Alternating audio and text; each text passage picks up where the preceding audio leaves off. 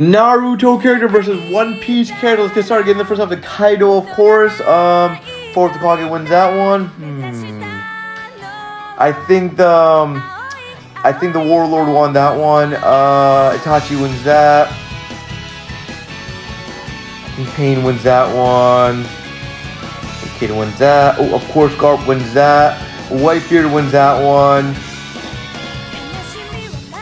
And the fourth Hokage will come on top of that one. Itachi wins that. Kid wins that. Whitebeard wins that. This is a tough one, but I think the fourth Hokage wins that. Whitebeard wins this, and this is a tough one. I think the fourth Hokage wins this. What are your thoughts on this?